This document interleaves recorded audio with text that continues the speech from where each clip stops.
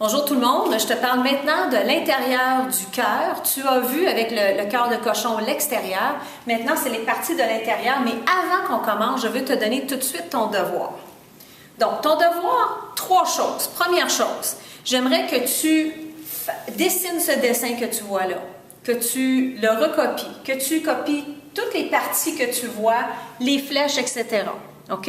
Avec les couleurs que j'ai. Donc, le noir pour le cœur, le rouge pour les vaisseaux oxygénés, le bleu pour les vaisseaux viciés et une autre couleur pour les valves. OK? Première chose. Deuxième chose, j'aimerais que tu, séparément, me donnes le chemin où passe le sang en me mettant des mots, des flèches, des mots, des flèches. Me donne le parcours et tu peux commencer, disons, avec...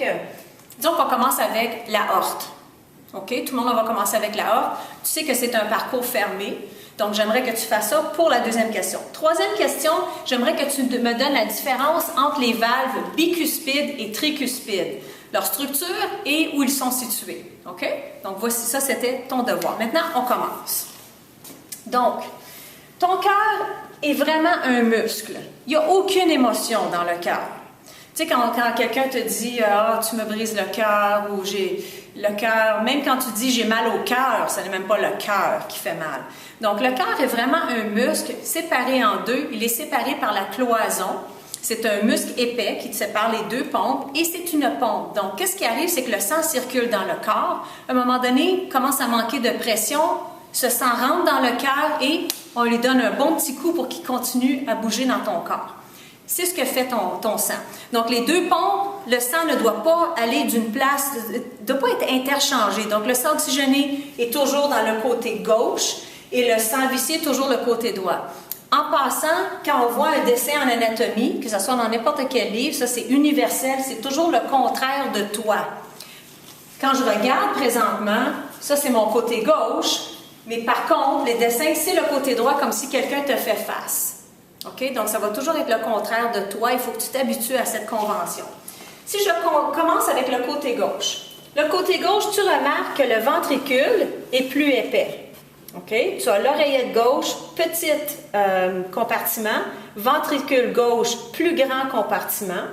Le sang oxygéné vient des poumons. Donc, tu as pris une grande respiration.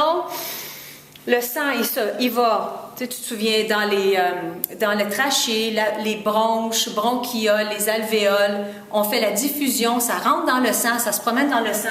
Donc, le sang vient des poumons et les veines pulmonaires, c'est une exception puisque les veines habituellement ont du sang CO2, les veines pulmonaires emmènent ce sang à l'oreillette gauche. Passe à travers ce sang la valve bicuspide.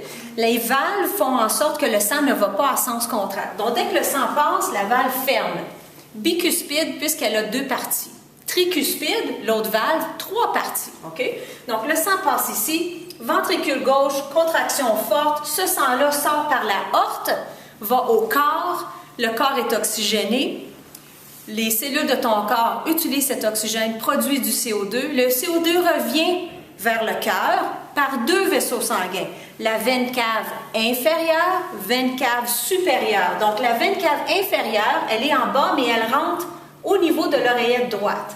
La veine cave supérieure rentre directement. Donc, ici, on ne voit pas bien dans ce dessin, mais ce vaisseau sanguin-là va derrière et rentre derrière l'oreillette droite.